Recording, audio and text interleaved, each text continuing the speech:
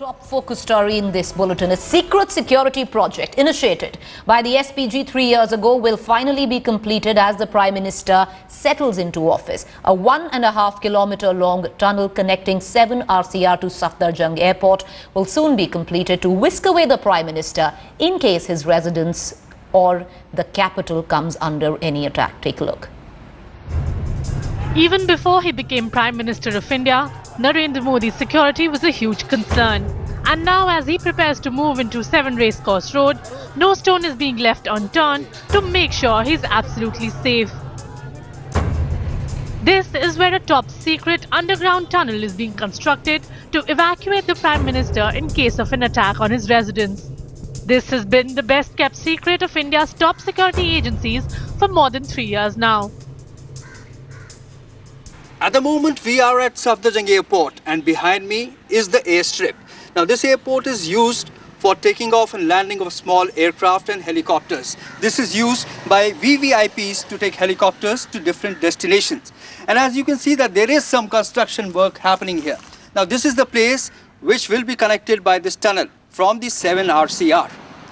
Now, this will help both avoid inconvenience to traffic and will also help in emergency evacuation of the Prime Minister. This 1.5 kilometer long tunnel will connect the Prime Minister's residence to Safdarjung Airport and will run through Kamal Ataturk Marg, Golf Course and Safdarjung Tomb. It will end at the helicopter hangar at Safdarjung where it meets the ground. The ideal situation is the short distance which we have got, 1.5 kilometers, even less than 3 kilometers.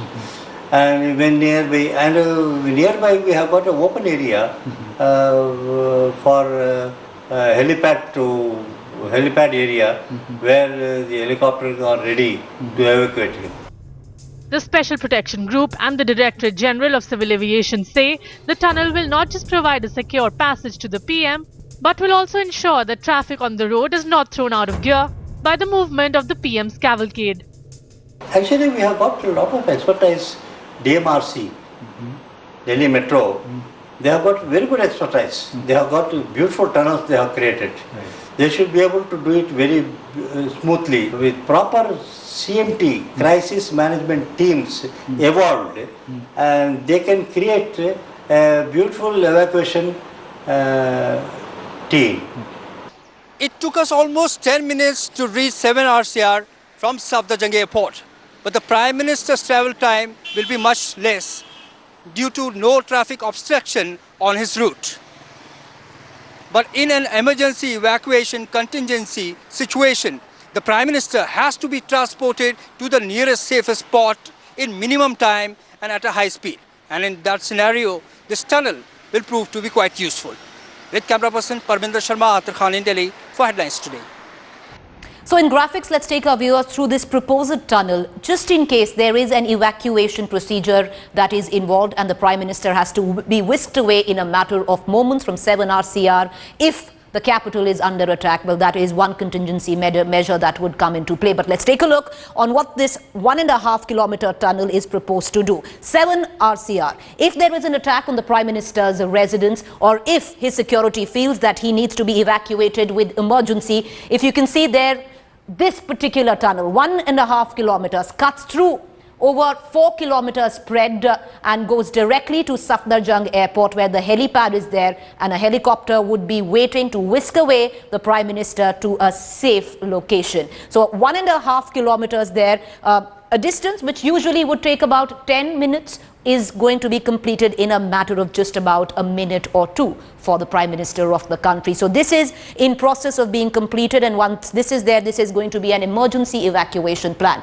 We're going to cut across at this point of time to my colleague Atir Khan, who's joining us on the modalities of this proposed tunnel. He's been speaking to the people who are actually involved in building this tunnel, and he's joining us live at this point of time. Atir, take us through what are the details that you're getting in on this particular tunnel, which in case there is an emergency is the evacuation plan B.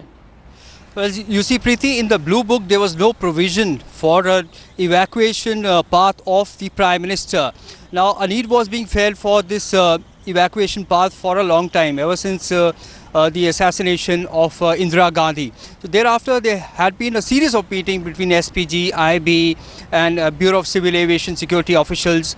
And in 2010, this plan took shape, and the construction of the tunnel started happening with the help of DMRC and CPWD engineers. It's a remarkable achievement.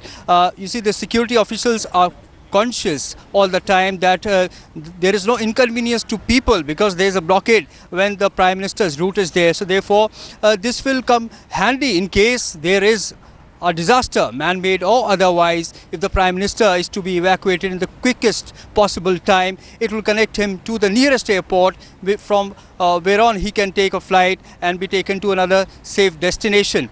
At the same time, we know that it is also going to help the smooth flow of traffic regulation in the area. Preeti? Arthur, just take us through the time saved. Just take us through exactly how will this process kick in case an emergency measure is put in place and an evacuation plan needs to be materialized. Well, you see, Preeti, there is a set drill whenever there's a SOP in case of an emergency and the Prime Minister has to be evacuated immediately. The SPG has set procedures which it follows and which are very stringent and precise. So that is the reason that this tunnel has been constructed keeping in mind all those processes. The tunnel will have proper lighting, it will have CCTV cameras to monitor the movement of the PM's cavalcade, and also it has proper lighting inside.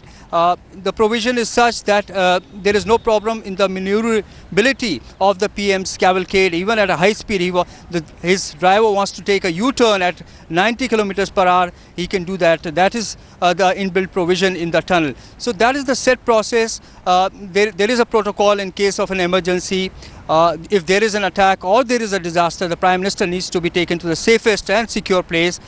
This mechanism will come in play. And when do we look at completion of this project, Arthur? Well, Preeti, it is in the final stages, and as you can see that it has been secured within the airport premises, and also of course the 7 RCR which is secured by the SPG. The CISF commandos will guard it inside the airport. It's just a matter of few months, maybe in a couple of months it will be complete, and most probably it can also be used for regular, if the Prime Minister wants to take a short flight from Safdarjung Airport, then he need not take the normal route, and his cavalcade need not disturb the normal traffic flow. So this will come in handy for that purpose as well, Preeti. What's really interesting, Arthur, is that work on this tunnel began a long time ago, and how the government was completely able to keep the word in, and nobody really knew about it. One of the best kept secrets by the government. Well, that's right, Preeti. It is very interesting the way the entire, this construction work was carried out, and it was a top secret, operation in which a number of officials of, the SPG, the Intelligence Bureau, Bureau of Civil Aviation Security, DMRC, and also the CPWD engineers, all of them in tandem, they worked together to bring up this project in utmost secrecy. And after the completion, of course, since it was visible from different directions, one got to know. But clearly, until it was complete, even the people who were guarding the airport had no idea of what was happening inside. They had some clue that there's some construction happening inside, which is supposed to be secret, but they had no idea what is happening, what kind of construction is happening inside. And Arthur, you're saying it's near completion. How long has it taken for this particular tunnel to, till now, the time spent on it? Well, you see, the plan was, it took shape in 2010, though there was a talk of having such evacuation path for a long time. But in 2010, things started moving. There was a series of meetings, the engineers were called in. And since DMRC had been doing remarkable work in making tunnels for the metro rail network, it was pressed into service, and their services were requested, and they have very efficiently carried out this work, and they have made a remarkable path which is going to be handy and which will also help cause convenience to the people. Stay on with us, Arthur. Just for the benefit of our viewers, once again in graphics, we want to take our viewers through this proposed 1.5 kilometer tunnel. Well, it links 7 Racecourse Road directly to the Safdarjung Airport. Now, in case there is an emergency, in case the Prime Minister needs to be evacuated with immediacy, this is the protocol that will be followed.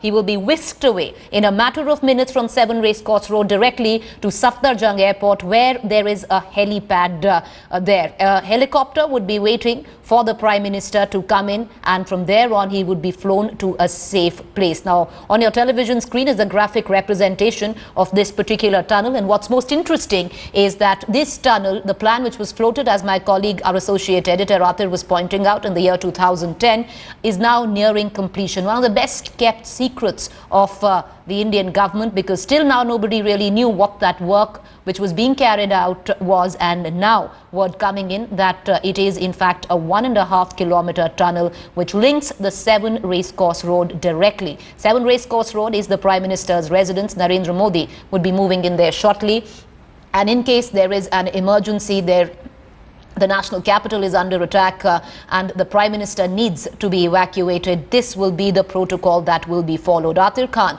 is tracking every detail. He's been speaking to people involved in this completion of this particular tunnel. He's live with us at this point of time. Atir, for viewers who are just joining us, quickly take us through the modalities of this particular tunnel. How much, in terms of time, how long does it cut it?